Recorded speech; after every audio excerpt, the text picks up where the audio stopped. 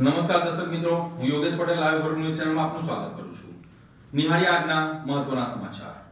અંકલેશ્વરમાં ઘરના બાથરૂમમાં લેબ ઊભી કરીને એમડી ડ્રગ્સ બનાવનાર અનિલ રાખોલિયાની ભરૂચ એસઓજી પોલીસે દરોડા પાડીને એમડી ડ્રગ્સ સહિત રો મટીરીયલનો જથ્થો ઝડપી પાડ્યો હતો. અંકલેશ્વર જીઆઈડીસીના રેસિડેન્શિયલ વિસ્તારમાં ડ્રગ્સ બનાવતું હોવાની ચોંકાવનારી ઘટના સામે આવી છે. ભરૂચ એસઓજીની ટીમે સિદ્ધ કોઓપરેટિવ હાઉસિંગ સોસાયટીની બી બ્લોકમાં આવેલ ભાડાના મકાન નંબર 301માં દરોડો પાડી એમડી ડ્રગ્સ બનાવતી લેબ ઝડપીને એક આરોપીની ધરપકડ કરી છે. ભાડાના મકાનમાં બાથરૂમમાં જ લેબ તૈયાર કરી તેમાં મેફેડ્રોન ડ્રગ્સ બનાવવામાં આવતું હતું. દરોડા દરમિયાન પોલીસે અંદાજે 70 ગ્રામ જેટલું તૈયાર એમડી ડ્રગ્સ તથા મોટી માત્રામાં રો મટીરીયલ કબજે કર્યું હોવાનું જાણવા મળ્યું છે. આ મામલે ફાર્મા કંપનીમાં કેમિસ્ટ તરીકે કામ કરતો અનિલ રાખોલિયાને આરોપી તરીકે ઝડપી પાડવામાં આવ્યો છે. પ્રાથમિક તપાસમાં સામે આવ્યું છે કે આરોપી પોતાની ટેકનિકલ જાણકારીનો ઉપયોગ કરીને ગેરકાયદેસર રીતે ડ્રગ્સ બનાવતો હતો. આ સમગ્ર કાર્યવાહી ભરૂચ એસઓજીની ટીમ દ્વારા હાથ ધરવામાં આવી હતી. હાલ આરોપી સામે એનડીપીએસ એક્ટ હેઠળ ગુનો દાખલ કરી વધુ તપાસ હાથ ધરવામાં આવી રહી છે. ડ્રગ્સના સપ્લાય નેટવર્ક તેમજ અન્ય સંડોવાયેલા લોકો અંગે વધુ તપાસ ચાલુ છે. ગઈકાલે 13/2/2026ના રોજ અમારી એસઓજીની ટીમને મળેલ બાતમી આધારે એક મેફેડ્રોનનો કેસ કરવામાં આવ્યો હતો, જેમાં આરોપી અનિલભાઈ ગોરધનભાઈ રાખોલિયા ઉંમર વર્ષ 33 જે રહે જીઆઈડીસી અંકલેશ્વરમાં એ પોતાના ઘરે બાથરૂમમાં મેફેડ્રોન બનાવવાની લેબ બનાવીને મેફેડ્રોન બનાવવાનો કામ કરતા હતા. એ પહેલાંથી 6-7 મહિનાથી મેફેડ્રોન બનાવવાની પ્રક્રિયા કરતા હતા, પણ આને 4-5 બાર આમાં અસફળતા મળેલ હતી. પણ અત્યારે જે કાલે અમારે આરોપીના ઘરે રેડ કરતા 75 ગ્રામ જેટલો મેફેડ્રોન જપ્ત કરવામાં આવ્યો અને આને સાથે રો મટીરિયલ પણ જપ્ત કરવામાં આવ્યો હતો. આરોપી બીએસસી કેમેસ્ટ્રી સુધી અભ્યાસ કરેલ છે અને અત્યાર સુધીમાં જીઆઈએલ કંપનીમાં પ્રોડક્શન ઓફિસર તરીકે છેલ્લા 7 વર્ષથી ફરજ બજાવતો હતો. આરોપીના જણાવ્યા મુજબ શેર બજારમાં પૈસા હારી જતા દેવું થતા આ એમડી ડ્રગ્સ બનાવવાનું કામ ચાલુ કરેલ હતું, જેમાં આરોપીએ છેલ્લા 6-7 મહિનાથી એમડી ડ્રગ્સ બનાવવાનું પ્રયત્ન કરેલ હતા અને હાલમાં આની તપાસ આગળની કડીઓ આગળના સંકળાયેલ આરોપીઓની શોધમાં હાલ આની તપાસ ઉડાનપૂર્વક ચાલે છે. જે કાંઈ પણ માહિતી કે કંઈ જાંચમાં આગે આવશે તો તમે જાણવામાં મળશે. અત્યારે આના બાબત અમારી પાસે કોઈ માહિતી નથી, પણ અમારી જે એસઓજીની ટીમ છે આની તપાસમાં છે અને જે કાંઈ માહિતી મળે તો તમે જાણ કરીશ. ભરૂચ એલસીબી પોલીસે સ્પાના સંચાલક કુનાલ પટેલ ઉર્ફે કાંજીના હત્યારા મુર્તઝીર પટેલ અને મેનેજર મોહમ્મદ સોએબ ભાદરકાની ધરપકડ કરી લેવામાં આવી છે. ભરૂચ શહેરમાં સ્પા સંચાલકના અપહરણ બાદ થયેલી હત્યાના ચકચાર મચાવનાર બનાવમાં ભરૂચ લોકલ ક્રાઇમ બ્રાન્ચે ગણતરીના કલાકોમાં જ ગુનાનો ભેદ ઉકેલી સ્પાના ભાગીદાર તેમજ મેનેજરને ઝડપી પાડતા સમગ્ર જિલ્લામાં ખળભળાટ મચી ગયો છે.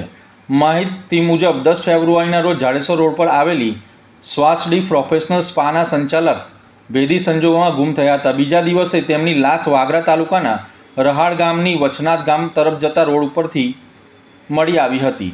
મૃતદેહના ગળાના ભાગે દોરીનો ટૂંપો આપી હાથપગ બાંધેલી હાલતમાં મીણિયાના ઠેલામાંથી મળી આવેલી લાશની હત્યાનો ગુનો ઉકેલાયો હતો. મૃતકના ભાઈએ સ્પાના ધંધામાં ભાગીદાર મુર્તઝીર પટેલ સાથે છેલ્લા કેટલા સમયથી હિસાબને લઈને ઝઘડા ચાલતા હોવાની ફરિયાદ વાગરા પોલીસ સ્ટેશનમાં નોંધાતા ભારતીય ન્યાય સંહિતા મુજબ ગુનો દાખલ કરાયો હતો. ઘટનાની ગંભીરતા ધ્યાનમાં રાખી એલસીબી પીઆઈ મનીષવાળાના માર્ગદર્શન હેઠળ અલગ અલગ ટીમો બનાવી હ્યુમન સોર્સ અને ટેકનિકલ સર્વેલન્સના આધારે તપાસ હાથ ધરી હતી. તપાસ દરમિયાન સ્પાનો મેનેજર મોહમ્મદ સોએબ ભાદરકા વતન પ્રભાસ પાટણ જતો રહ્યો હોવાની માહિતી મળતા પોલીસની ટીમ ગીર સોમનાથ ખાતે મોકલાઈ હતી, જ્યારે ભાગીદાર મુર્તઝીર પટેલની શોધખોળ માટે અલગ અલગ ટીમ કાર્યરત હતી. આ સમય દરમિયાન ખાનગી બાતમીના આધારે મુર્તઝીર પટેલ ક્રેટા કાર સાથે વિલાયત રોડ ઉપરથી પસાર થતો હોવાની માહિતી મળતા પોલીસે તેને તાત્કાલિક ઝડપી લીધો હતો અને કડક પૂછપરછ હાથ ધરી હતી. શરૂઆતમાં ટાળટૂટ કર્યા બાદ ઊંડાણપૂર્વકની પૂછપરછમાં આરોપી ભાંગી પડ્યો હતો. તપાસમાં ખુલ્યું છે કે બંનેએ પાર્ટનરશિપમાં સ્પાનો ધંધો શરૂ કર્યો હતો, પરંતુ નાણાકીય લેવડ દેવડ અને નુકસાન આશરે 9.5 લાખ રૂપિયાની ઉઘરાણી મુદ્દે સતત ઝઘડા ચાલતા હતા. સ્પાના મેનેજરને પગાર લેવાનો બાકી હોવાથી બંનેએ મળીને હત્યાનો પ્લાન રચ્યો હતો. પ્લાન મુજબ મૃતકને રૂપિયા આપવાના બહાને બોલાવી કારમાં બેસાડી મેનેજરની ઓળખ ન પડે તે માટે લેડીઝના કપડાં તથા બુરખો પહેરાવી પાછળ બેસાડ્યો હતો. કાર ગ્રામ્ય વિસ્તારમાં લઈ જઈ ચાલતી કારમાં જ ગળે ફાંસો આપી તેની હત્યા કરી હતી.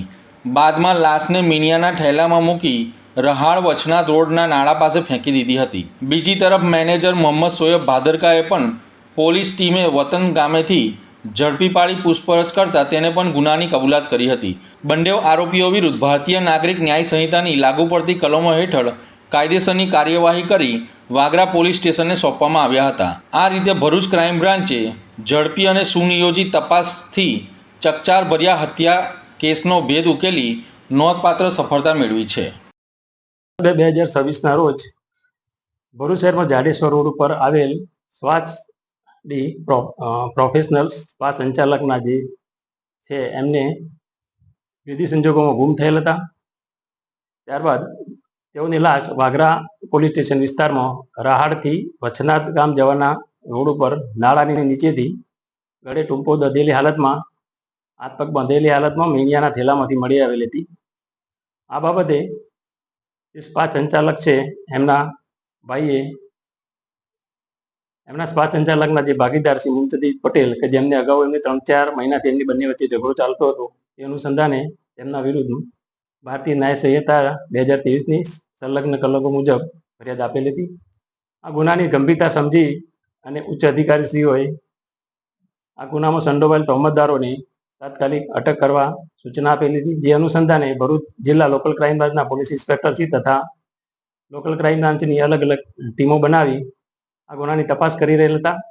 તથા આ ગુનાના આરોપીઓને પકડવા એ ગુનામાં જે સંડોવાયેલ તહોમતદાર શ્રી મુમતાઝ પટેલ એ મળી આવતા એની પૂછપરછ દરમિયાન તેને અમારા ગામના જે મરણ જનાર છે એમની પાસેથી 9.5 લાખ રૂપિયા ભાગીદારીને લેવાના હતા, જે તેઓ આપતા ન હોય. તથા આ જે શ્વાસ ડી પ્રોફેશનલ સ્પા છે એમાં મેનેજર તરીકે જે કામ કરતા હતા જે સોએબ ભાદરકા, મોહમ્મદ સોએબ ભાદરકા, એમને પણ ત્યાં નોકરી કરતા એ દરમિયાનના પૈસા બાકી હતા. તેથી બંને જણાએ ભેગા મળી અને ગુનાહિત કાવતરું રચેલું હતું. જે અનુસંધાને આ જે ગુમ થયેલા એના આગલા દિવસે જ એમનું મોત નિપજાવવાના હતા, પણ મરણ જનાર કોઈને કોસંબા જવાનું થતા બીજા દિવસે આ પ્લાન ઘડવામાં આવેલું હતું. જે અનુસંધાને તારીખ 10/2/2026ના રોજ આ મુમતાઝ પટેલ ના હોય મરણ જનારને ભરૂચ આવી જ્યોતિનગર પાસે તેમને બોલાવેલ હતા અને મેં જણાવેલું હતું કે તમને જે આપણી ભાગીદારી છે સ્પા એમાંથી તમને 6 લાખ રૂપિયા તમને અપાવી દઈશ, આપણે સ્પા વેચી દેવાનો છે એમ કરી બોલાવેલ હતા. તેમની પત્નીની તબિયત ખરાબ હતી, એને મદદ કરવા માટે બોલાવેલ હતા. એમ કરીને તેને બોલાવતા મરણ જનાર ત્યાં આવતા એમને ક્રેટા ગાડીના આગળના ભાગે ડ્રાઈવરની બાજુમાં બેસાડેલા હતા અને તેમના પ્લાન મુજબ આજે મેનેજર છે તેમના જે મોહમ્મદ સોએબ ભાદરકા એ બુરખો પહેરેલી હાલતમાં પાછળના ભાગે બેઠેલા હતા. ત્યારબાદ તેઓ વરાસમની ગામ તરફ આવવા નીકળેલ હતા અને ગામમાં આવ્યા બાદ ગામમાંથી નીકળી આગળ જતા આજે પાછળ બુરખો પહેરેલી હાલતમાં મોહમ્મદ સોએબ ભાદરકા ના હોય દોડી વડે મરણ જનારને ગળાના ભાગે ટૂંપે આપી ગાડીમાં તેમનું મોત નિપજાવેલું હતું. ત્યારબાદ ગાડી લઈ તેઓ ગ્રામ્ય વિસ્તારમાં લાશનો નિકાલ કરવા માટે અલગ અલગ જગ્યાએ ફરેલ હતા. તે દરમિયાન રાત્રિના સમયે જે રાહથી વચનાથ ગાવાના રોડ પર નાળાની નીચે પાવરો જગ્યા મળતા લાશને હાથ પગ બાંધી અને મીણિયાના થેલામાં ભરી અને નાખી દીધેલ હતી.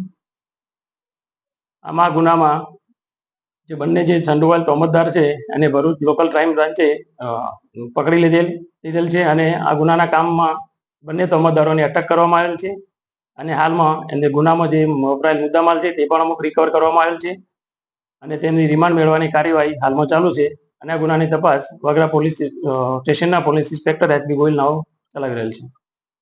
ભારત દેશ માટે 14 ફેબ્રુઆરી એટલે કે બ્લેક ડે કહેવાય છે, પરંતુ કેટલાક ભારતના મૂર્ખ લોકો આ દિવસને વેલેન્ટાઇન ડે તરીકે પણ હજી ઉજવી રહ્યા છે.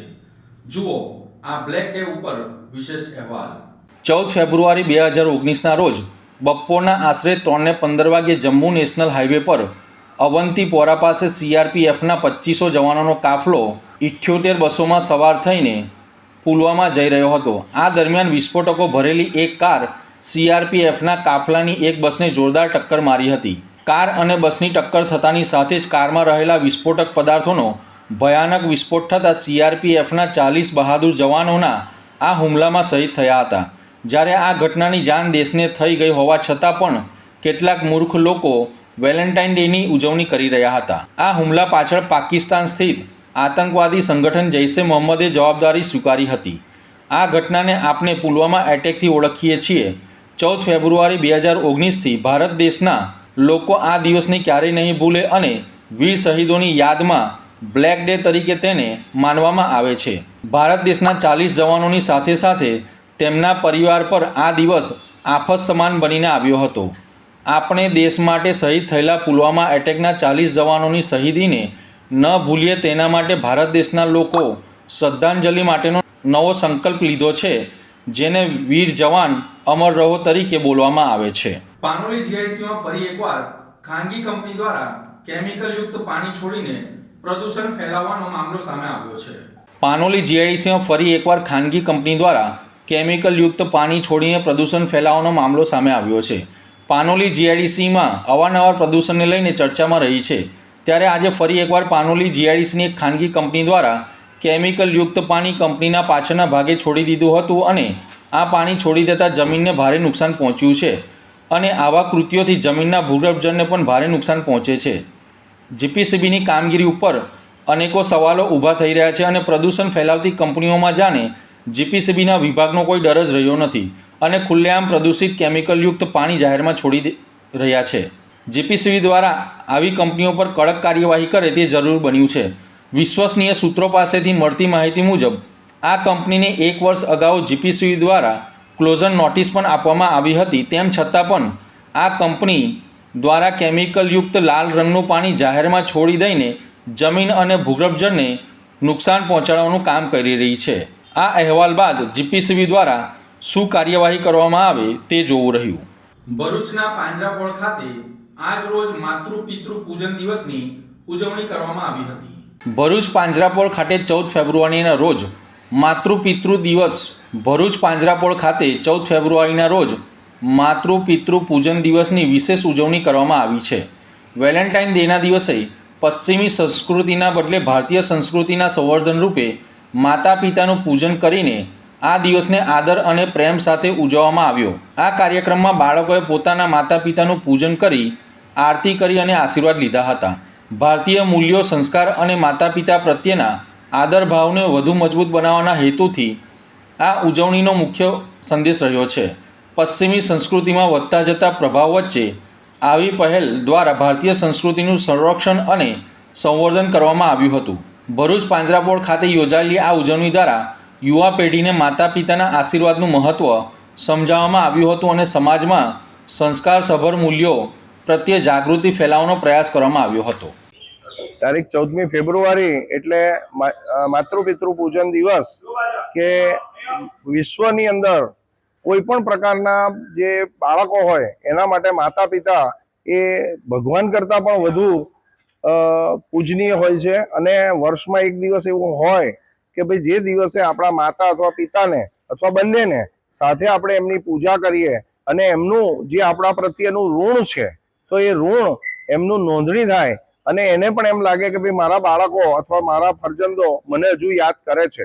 ઘણા લોકો એવા હોય છે કે ઉંમરમાં મોટા હોય અને એમના વડીલો જ્યારે અહીંયા દુનિયા પર અસ્તિત્વ ન હોય ત્યારે તેવા સંજોગોમાં અહીંયા ગૌશાળા પાંજરાપોળની અંદર ગાય માતાની પણ આપણે પૂજા કરીએ છીએ કે જેમાં એવું કહેવાય છે કે 33 કોટી દેવી દેવતાઓનો વાસ છે. ત્યારે વર્ષોથી છેલ્લા 5-6 વર્ષથી અમે સતત અહીંયા 14મી ફેબ્રુઆરીએ માતૃ પિતૃ પૂજન દિવસની ઉજવણી કરીએ છીએ.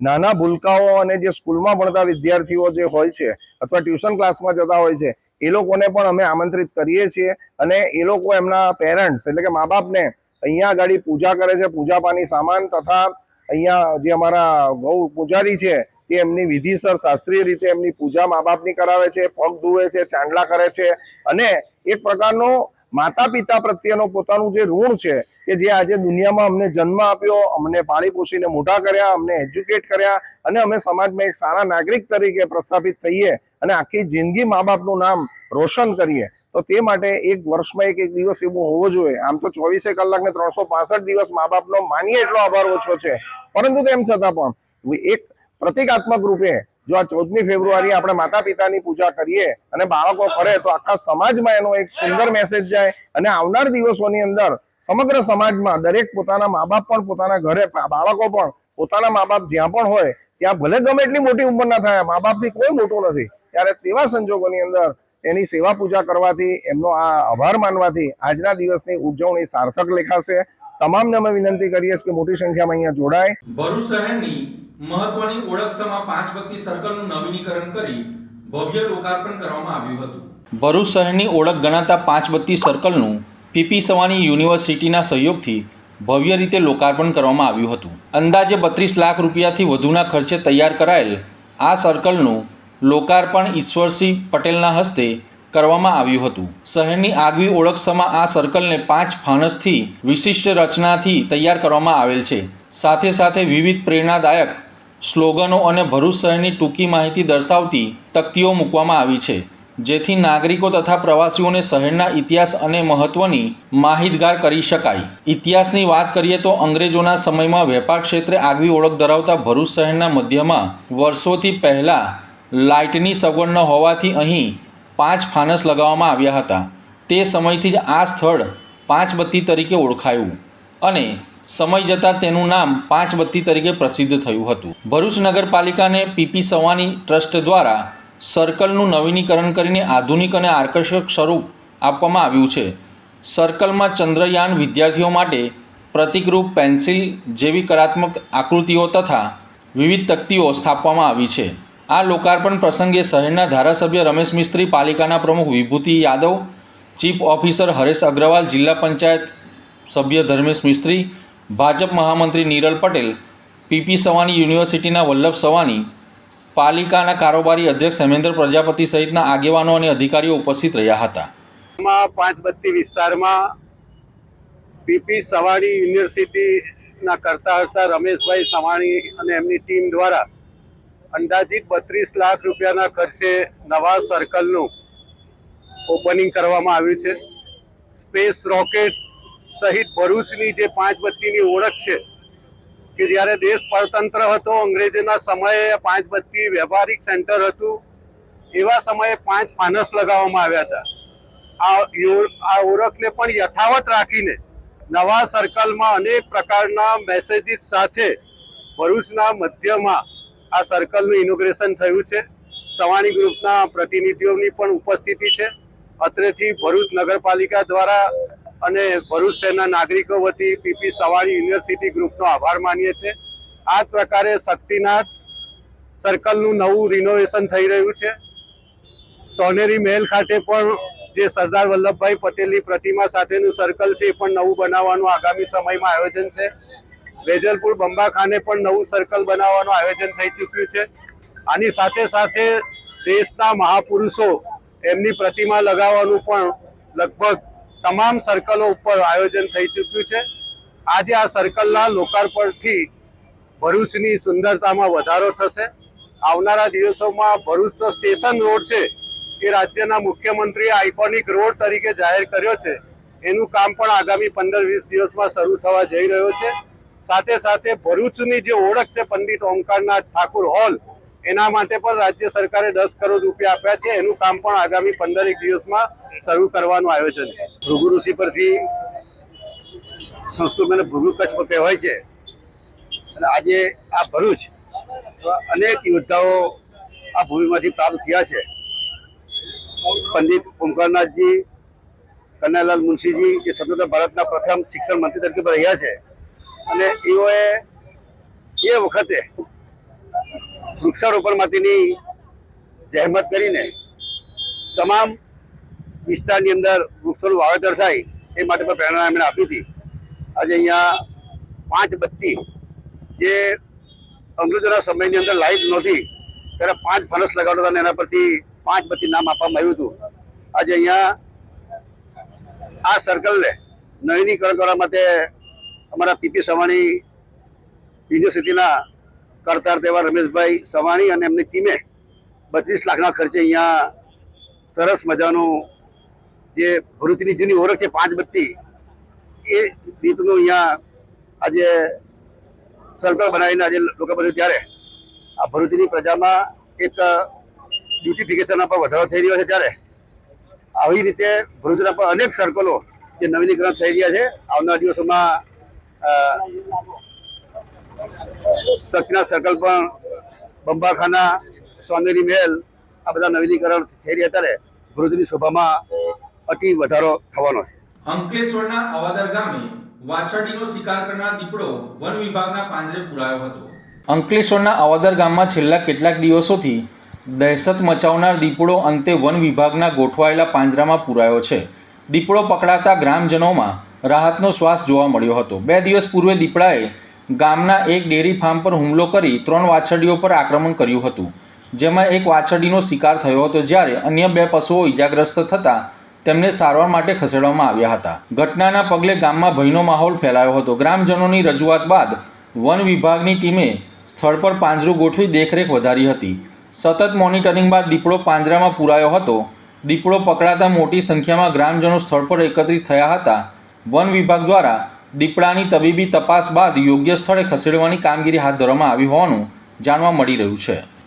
આજરોજ અંકલેશ્વરના જૂના બોરભાઠા બેટ ગામે super farm chemistry limited company દ્વારા શૌચાલયનું ખાતમુહૂર્ત કરવામાં આવ્યું હતું.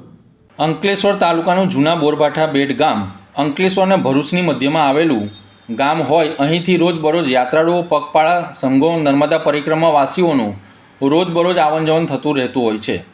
તેમજ ગામમાં પણ મોટી સંખ્યામાં વસ્તી હોય, શુભ પ્રસંગે કે દુઃખ પ્રસંગે મોટી સંખ્યામાં લોકો ભેગા થતા હોય છે, ત્યારે શૌચાલયની જરૂર પડતી હોય છે. આ વાતને ધ્યાનમાં રાખી જૂના બોરભાઠા બેટના સરપંચ પંકજ પટેલે ડેપ્યુટી સરપંચ દીપક પટેલ દ્વારા સુપર ફાર્મા કેમિસ્ટ્રીને લેખિતમાં અરજી કરેલ અને જણાવેલ કે અમારા ગામમાં સુલભ શૌચાલયની જરૂર હોય, અમારા ગામમાં આ આપણા CSR ફંડમાંથી બનાવી આપો તેવી વિનંતી કરેલ. ત્યારબાદ કંપનીની CSRની ટીમ દ્વારા સ્થળ તપાસ કરી 14 લાખ જેટલી માતબર રકમના ખર્ચે સુલભ શૌચાલય બનાવી આપવા મંજૂર કરેલ છે. સુપર ફાર્મ કેમિસ્ટ્રી લિમિટેડના યુનિટ હેડ વિનોદસિંહ, CSR ફંડના unit head NN Dodiya, safety head Nehal Rahulji તેમજ જૂના બોરભાઠા બેટના સરપંચ પંકજ પટેલ, ડેપ્યુટી સરપંચ દીપક પટેલ, ચૂંટાયેલા સભ્યો તેમજ મોટી સંખ્યામાં ગ્રામજનો હાજર રહી સુપર ફાર્મા કેમિસ્ટ્રી લિમિટેડનો આ પ્રસંગે આભાર વ્યક્ત કર્યો હતો. હાલ અમારા ગામમાં જે સામૂહિક શૌચાલય બનાવવાની જરૂર હતી, કારણ કે અહીંયાથી ઘણા બધા સંઘો પસાર થતા હોય છે, નર્મદા પરિક્રમાવાસીઓ બી પસાર થતા હોય છે. આ સુવિધા અમારા ગામમાં નહોતી, એટલે માટે અમારે UPL કંપની દ્વારા રજૂઆત કરવામાં આવી અમારી તરફથી, અને જેઓ લોકોએ આ શૌચાલય બનાવવા માટે અમને 14.5 થી 15 લાખ જેટલી મામલો રકમનું પેકેજ જાહેર કર્યું છે, જેનું આજે ખાતમુહૂર્ત કરવામાં આવ્યું હતું. અને જે આ સુવિધા આપવા બદલ હું સાહેબશ્રીઓનો ખૂબ ખૂબ આભાર વ્યક્ત કરું છું. ગામ લોકો વતી અમે સરપંચ તેમજ અમારી પંચાયત બોડી આપ સાહેબશ્રીનો ખૂબ ખૂબ આભાર સાહેબ. मैं सुपर फार्म केमिस्ट्रीज लिमिटेड, जो पहले UPL के नाम से जानी जाती थी, मैं यूनिट 1 का जो है यूनिट हेड हूँ, विनोद सिंह. और हमारी कंपनी CSR फंड के माध्यम से अगल बगल के गाँवों में जो गांव हैं उनको तमाम तरह की सुविधाएं प्रदान करती, लोगों का जीवन स्तर ऊंचा उठाने के लिए. तो उसी क्रम में बोरभाठा गांव से पंकज भाई हमारे साथ में हैं, इस गांव के सरपंच. इनकी तरफ से रिक्वेस्ट आया कि यहाँ पर जो है जन सुविधा के मतलब शौचालय का निर्माण कराना है. तो हमने सोचा, हमारे पास में CSR की हम लोग मीटिंग करते हैं कि कहाँ पर क्या करना है और हम लोग कहाँ पर क्या क्या स्कीम चल रही है. जो पूरा फंड है उसका एक लोकेशन होता है सिस्टमेटिक, और हमारा प्रयास रहता है कि जो अगल बगल के गांव हैं उनको ज़्यादा से ज़्यादा हम लोग सुविधा दे सकें.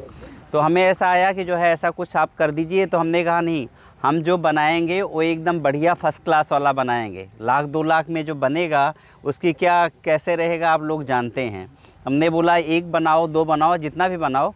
तो हम लोग ये सुविधा कर रहे हैं. इसमें लगभग 14.5 से 15 लाख का खर्चा है जो कि हम कर रहे हैं. और आज उसी का भूमि पूजन यहाँ था. पंकज भाई आपको बहुत बहुत थैंक यू, धन्यवाद, आपने हमें बुलाया. हमारी टीम नाथा भाई, नेहल भाई, ये सब लोग साथ में हैं, और ये पूरा बोरभाठा गांव के लोग हैं, ये हमारे CSR टीम के लोग हैं. ये लोग फील्ड में रहते हैं, लोग जो हैं लोगों से मिलते जुलते रहते हैं, और लोगों की क्या ज़रूरतें हैं उसके हिसाब से जो है हमें ले आते हैं. तो फिर हमारी टीम जो है बैठ करके हम लोग डिस्कस करते हैं कि क्या काम किया जाए, पहले क्या काम किया जाए जिससे ज़्यादा से ज़्यादा लोगों को फ़ायदा मिले. तो उसी क्रम में ये आज है और बस थैंक यू। તો આ હતા આજના સમાચાર. નવી ઘટનાઓ સાથે ફરી મળીશું. ત્યાં સુધી રજા આપશો. નમસ્કાર.